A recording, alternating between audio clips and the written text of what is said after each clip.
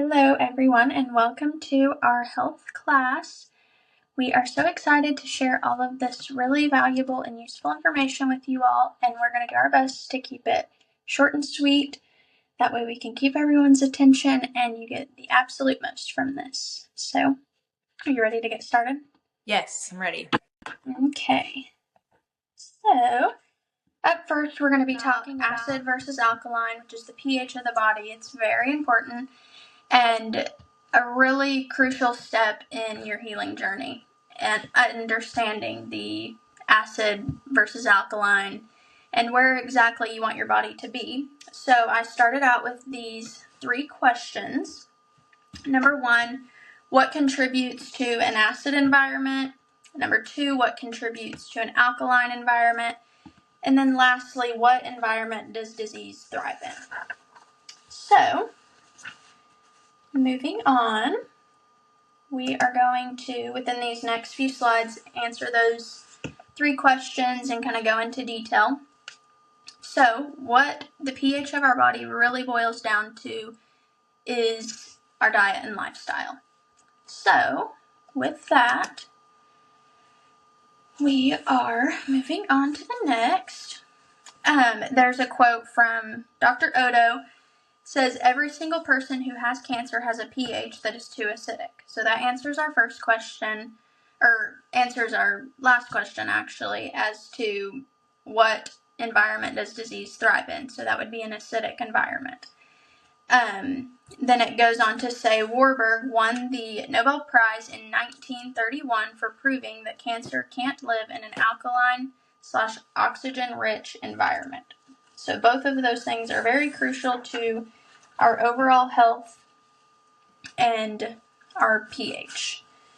So now we're going to go into a little bit more detail as far as our diet and lifestyle and what we can do to improve both of those things, as well as create an overall alkaline and oxygen-rich environment. And at first, I have low to no sugar or alcohol because it's recognized as poison in the body. Both of those things, if you can eliminate both of them, that's the goal. So I realize they sneak sugar in a lot of things. That's very hard to avoid. But as far as alcohol goes, it is 100% avoidable. So doing your best to avoid those things because they are not nourishing your temple. Checking the ingredient labels. I say if it's in a box or a bag, then question it because it's been processed and there is a reason they're able to put it in the box or the bag so that it can sit on the shelf and have a lengthy shelf life. And lastly, eat the food that God has provided. And I want you to go into a little bit more detail about juicing and how that has played such a large role in your healing journey. Yeah, sure. So the whole diet thing, there's so many different things you can watch. YouTube has a ton of different videos and different diets work for different people for different reasons. But about a little over a year ago, I went down the juicing and the raw fruits and vegetables trail. And I saw about 50 testimonials of people who were able to reverse disease, reverse mental health issues, just really got their life back to actually a place that were better than they were when they were kids. Because I can speak for myself. My diet wasn't good as a child. It was a lot of sugar. It was a lot of processed foods, so I started down a journey of juicing, and trying to eat primarily raw. And when I say raw, I mean just raw fruits and vegetables, not cooked, not processed, that type of thing. Just raw, from the ground, living food, organic food. And it drastically changed my life, my outlook on life, my brain fog lifted. I had an energy, like a real energy, not like a fabricated energy of like a coffee where you have like a crash. I would have like an energy of that I've never felt before. And you knew in that moment, like, this is what real energy feels like. And I had never felt that in my life, even as a child. I had a lot of chronic illness as a child. So, juices are they're very alkalinizing and very cleansing to the body. So, I personally have a testimony with that. I'm glad I tried it. It resonated with me. And I committed to a year of 3 liters a day. And sometimes it wasn't that easy, but once I commit to something, I'm fully committed. And, I can attest that I will never stop juicing and eating raw fruits and vegetables, because that's where I feel the most healthy, the most energy, the most alive. And as you're eating it, you just know you're eating living food, and I'm not completely, I still eat meat. I don't eat a lot of meat, but I do still eat meat. I like meat. But when you're eating meat, it tastes amazing and all of that, the whole like getting your protein, because I work out and all of that stuff. But we can get our protein from plants too. That's where the cows get their protein, is from plants. And so we're just skipping the middleman and going and getting directly from the source. But as you're eating the fruits and vegetables, you just feel it's alive, versus eating, the cow's flesh and it's not, you don't feel like you're eating something living. And so I'm not against eating meat, but I just primarily for my diet, I think focusing on a lot more fruits and vegetables is beneficial, because I do believe, if you go back to Genesis, that's what we were intended. That's what we initially ran on, was the fruit, the seed, and the herb. So our temples were designed to run on fruit, and fruit sugar. It gives us an energy that is, you just can't replace that. Coffee can't replace the energy you get from eating living food. Mm-hmm. And like you said, like you can even tell by looking at it that it's more vibrant, it's alive. Yeah. So that's another thing that really sticks out to me. And I actually have some things listed here as very alkaline rich foods, and celery, cucumber are the top 2 that I have listed. And believe it or not, as these next few things may seem acidic, they're very alkalizing to the body. And the next few things are apple cider vinegar, lemons, and limes. So those are all things that are very alkalizing to the body, not including all of the other, like you said, fruits and vegetables that are also very alkalizing. As well, I would like to include proper hydration, and that means water with electrolytes. Water alone does not have electrolytes in it. And so we need the proper hydration with the water and the electrolytes used together, whether that is a good quality electrolyte powder that you found or a good quality sea salt, which is the route I tend to take just because I don't love flavored water. So I do every once in a while, I'll have the powdered electrolyte, but for the most part, I'll just do a pinch of the sea salt and then drink my water. Yeah. And that's what works for me, and each and every person can find what works for them, but that is something that's very important. So, do you have anything else you'd like to add with that? Well, for example, the water, in early times, they would be drinking waters out of living springs. And those waters would be flowing and they would be fresh. And so there would be minerals and things in that water, where our nowadays in times now, it's a different time. We have, our water is essentially dead. It's processed just like the food, everywhere we eat. So, it's gone through a process of cleansing, and then, they put all these chemicals to kill, everything in it and like make it potable and for you to be able to drink, but it doesn't have its minerals. So it's not hydrating to the body. So that's, we have to adjust with the times, because we are living in a processed time. So knowing that, we can't just depend on water coming out of a faucet to hydrate us. It's actually, a pH of 7, which is not very alkalinizing. But running it through a Berkey filter will put it at a 9. Mm-hmm. So we need to be filtering our tap water. Tap water is one of the worst things you can drink. Yes. And then also adding back minerals. And, going back to the juicing, while I was drinking high volume juice, I didn't need to. I used to get migraines if I didn't drink, electrolyte water or whatever. But after I started juicing, I didn't have to drink much water at all, because I was so hydrated, and there were so many minerals in the juice that it hydrated me. Mm-hmm. And natural electrolytes are found in that too. So moving on to lifestyle, I put prioritizing movement, whatever that means for you, whether that's going on a bike ride, going on a walk, going to the gym, whatever that looks like for you. Rebounding, that's something that's actually been a really crucial thing in my healing journey. So whatever movement looks like to you, just prioritizing it each and every day is very important. And that goes right along into prioritizing your muscle mass. That's very crucial, especially in your later on years of life. That's what you depend on, is your muscle mass. Yeah. And I touched on the rebounding, and that's what really clears your lymphatic system. So clearing the lymphatic systems and keeping that clear is very important for your overall immune system, along with a number of things. And so the rebounding is great for that. And if you don't know what rebounding is, it's one of those little small trampolines. Mm-hmm. Yes. And I put incorporating fasting periods. I could have put that on the diet side, but I do believe that is a lifestyle as well. Yeah.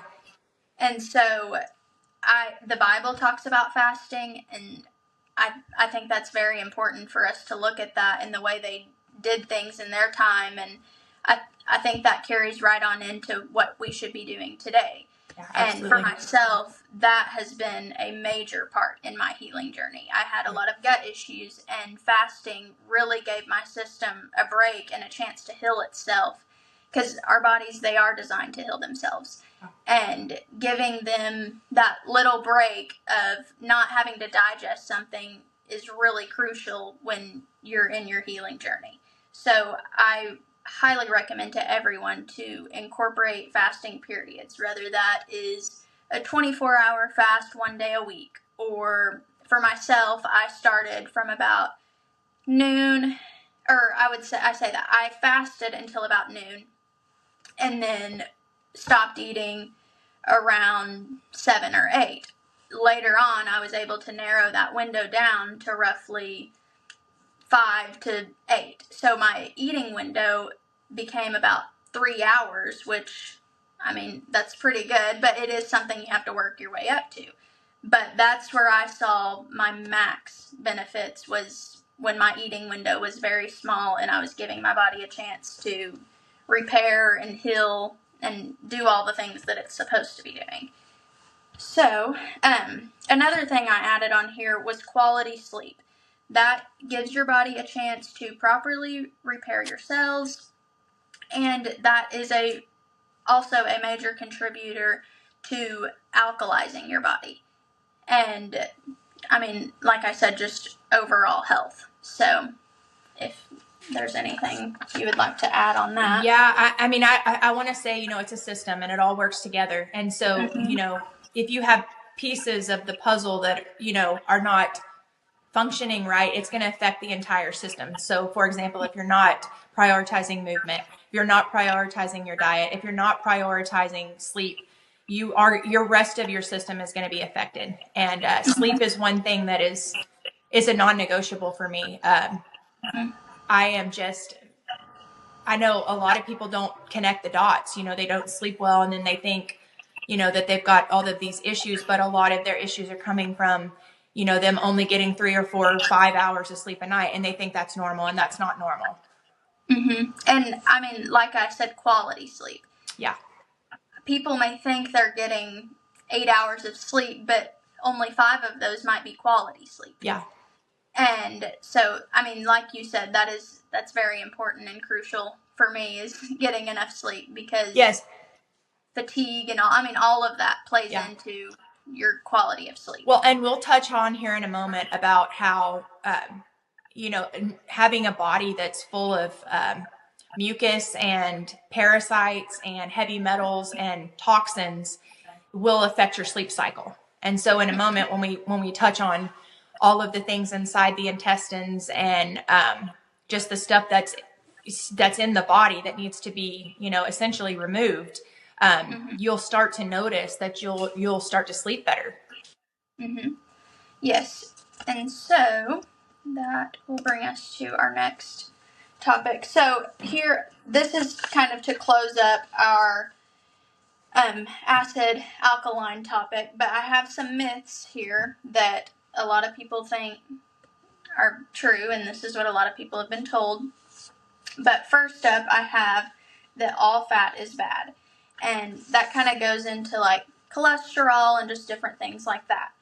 And so what I've written here is cholesterol is not the problem. In fact, it is a repair agent for damaged arteries, often caused by a high-carb diet.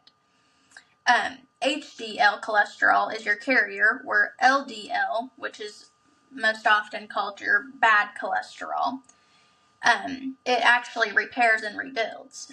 It also delivers cholesterol to the brain, and these percentages can slightly vary, but your hormones and your brain are roughly made up of like 80 to 90% cholesterol. So that is very necessary for us to have cholesterol.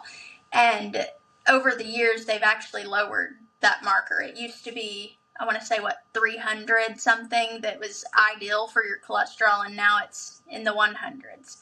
So, I mean, our bodies, they haven't changed, but those markers have, and so that's something to look at. And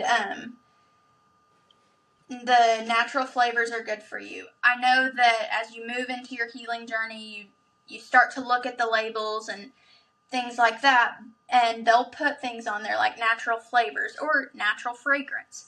And I would just like to tell you, they are not natural, and for them to be able to put the word flavors or, like I said, fragrance on there, they are allowed to put over 2,000 other potentially harmful ingredients under that word alone.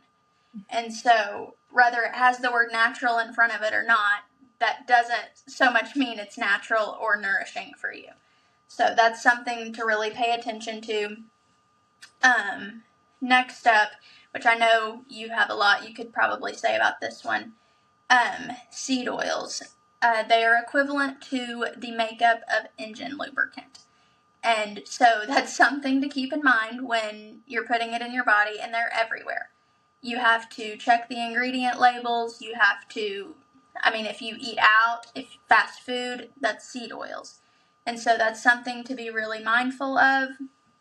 And not to mention how inflammatory and terrible they are for your system. It's just, it's not made for our systems, in other words. No, so, and I heard the oils, like the cooking oils and the vegetable oils and the all of the oil, like, seed oils, all of the oils they're cooking with, they stay in your body 90 days. Mm-hmm. And it takes the body 90 days to get rid of it. And so if you're constantly eating seed oils, you're just, it's clogging the system. It's weighing the system down. It's something that's not meant to go inside of you. And not that oil from a seed is bad, but it's the process in which they do what they do to these seed oils, and then they use it in the food. It's the processing of it, the heating it up really, really hot. And then essentially it's making it like an engine lubricant. Mm-hmm. And they all tend to go rancid. They are rancid. Yes, after you heat them to a certain point. And I'll also say, I shop at natural grocers. I love natural grocers. That's the cleanest. It's organic fruits and vegetables. But I've learned I can't buy processed foods from there because 98% of the foods at natural grocers and boxes have seed oils in them. Mm-hmm. So you would think, okay, I'm walking in a natural grocers, I can just trust to grab off the shelf. You have to check the label on everything. Yes, for sure. And so next, it says the sun is bad. Well, I would say the sun has been around since the beginning of time. It is what continues to give life to every living thing. It is not here to hurt you at all. In fact, I would go as far as to say it could very well be the sunscreen and the sunglasses and the processed diets that we take, or the standard American diet that we consume, that could be contributing to the rise of skin cancers and absolutely. And the seed oils, I've heard that the seed oils cause the sun to burn the skin. So yes. And also the Bible says that the sun is healing. Yes. And purifying. Like, I seen a thing the other day that was talking about how they used to hang their clothes out to dry outside, and that would actually purify the cloth. I believe it. So I thought that was really interesting. I believe that. And so I have a few things here on just the few things I mentioned as far as the sunscreen and sunglasses and poor diets. So the sunscreen is full of toxic chemicals and known carcinogens, and it's very likely that baking this toxic substance into your skin could cause skin cancer. And I would go as far as to say it does, because when they came out with the sunscreen, I mean, the skin cancer was hardly a thing until that hit the market, and so it's been a rise ever since. And so I think that it would be smart for us to take a look at that and not look at it as a coincidence, but more so it is what it is. And then the diet. There was actually a study done on a set of dogs, and they took one set of dogs and put them on the standard American diet and another set on a highly nutritious diet. And they allowed them to both go out in the sun for equal amounts of time. And I can't quite remember how long the study was conducted, but I know that by the end of it, not a single dog from the highly nutritious diet had any sign of skin cancer, but I want to say it was like 70% to 80% of the one on the standard American diet, they ended up with the skin cancer. Right. So, well, I mean, dog food is processed, you know, and if you eat processed for every meal, there's going to be consequences. So, yes, for sure. And the sunglasses, a lot of people probably don't know about this, but your eyes are what prepare your body to receive the sunlight. And so when you wear your sunglasses, you're tricking your body into thinking it's dark outside, so therefore your skin's not able to prepare properly to receive the sunlight, and oftentimes that results in burns and different things like that, and that could also be a big contributing factor to the rise of the skin cancer. And like I have here, the goal is just to create a clean, alkaline-rich environment, or alkaline and oxygen-rich environment for our overall health to thrive. And there is actually a purpose for the fish tank on there. So I like the fish tank example of, like, when the fish tank gets dirty, you don't remove the fish, you clean the tank. And so I said that to say our environment is very important. So when you go in and they say, oh no, we need to remove your gallbladder, or oh no, we need to remove such and such, I would submit to you, let's try cleaning the environment first and giving that particular organ or that certain thing a chance to actually thrive. And so you may have something to add on that as well. Well, I mean, you know, God didn't give us organs that we don't need. Mm-hmm. So, and yes. I know there are life and death situations and a time and a place for things, but generally speaking, if you catch something early enough, things can be reversed and you don't have to remove your organs. Mm-hmm. And like with this topic, you could even go into the cleaning your colon, because that's initially our environment. And I can't quite remember what the statistic was, but I know it's maybe every minute or every so many minutes that the waste is dumped off into your bloodstream. And it's 9 times a minute. Okay, yeah, so even more than I thought. Yeah. But you could probably go into more of the cleaning your colon and stuff with this. Yeah, so just the years of inorganic matter, the high fructose corn syrup, the genetically modified food, just pharmaceuticals, just all of the things that were never intended. The food dyes. I could go on and on, just things that go inside of us that were never meant to go inside of our bodies. They're not food. And before I even go into that, you know, the Bible says if you pray over and you give thanks for your food, he makes it clean. And, you know, we don't pray over our food like we should. I'll start there. Like, we have to start praying over our food because he does supernaturally make it clean for us. But two, you know, we have to be careful what we're putting inside of us, because before any of us probably even realized that we were putting in this stuff, it stayed inside of our bodies. The body doesn't recognize it as food, and it's not able to break it down. Mm-hmm. And so it forms like a coating on the wall of the intestines. And in that coating is like a mucus. And so inside that mucus, it's biofilm and colonies of bacteria. And then parasites will come because they're there to clean up a mess. So it's like it's waste. So when you have, death or decay, parasites, it doesn't take them long to show up because that's their microorganisms that come to break down the decay. So the problem is we have so much buildup inside of our intestines, and then we get a parasitic load there to clean it up. And so they're unable to, I believe they're not even able to clean up this gonky mess that's caked inside there. They're there to try to clean it up, but it's inorganic matter.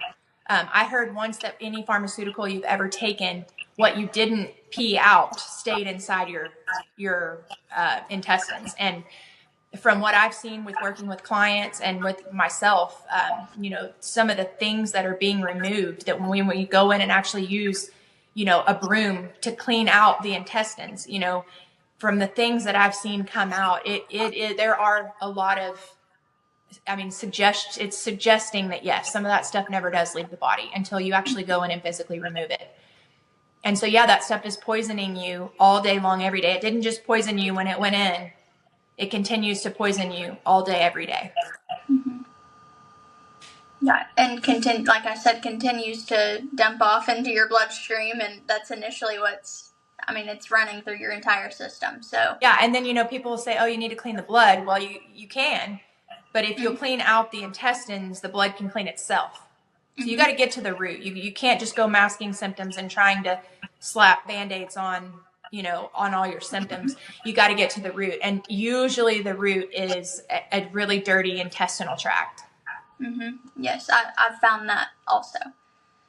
And so, and if you guys have any questions about anything, we'll include our contact information. We are both, we're the little man. We do not, we will take time to talk with you, visit with you. Yes. There's no case too small or too big for us. We're willing to get in the trenches with you and help you figure this out because we've both been there. So it's what we're passionate about. Yeah, it's what we're passionate about. It's what we love. I know that the Lord has, he brought me through it so I could help others get through it. And so, yeah, if you have any questions, you want help with what you're dealing with, you don't even know where to start. There's some really great information in this video, but if you want to go even more in depth, you are welcome to reach out to myself or to Maddox. Mm-hmm. Absolutely.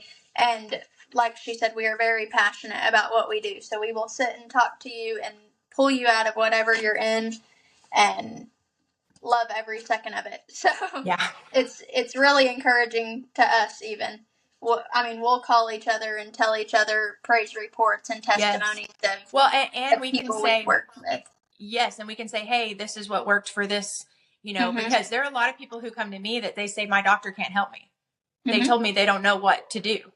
And so with that being said, they're learning, they have to be their own doctor, and I had to be my own doctor. And so now it's like, okay, I'm going to come beside you and I'm going to help you figure this out with you. Yes. And it's very encouraging. Every time I'm able to help someone, it encourages me, even in my own healing journey. So, and we learn something with every new case, we learn something new. So, yeah. And we're able to share that with each other and bounce ideas off of each other and say, oh, well, so-and-so just used this for this and it worked really well. And so we've been able to grow a lot together as well as help others grow alongside. So super exciting. Yes. Anyways. Well, thank you for having me, Maddox. Absolutely. And we hope you enjoyed this content. Yes. All right. Bye. Thank you. Thank you.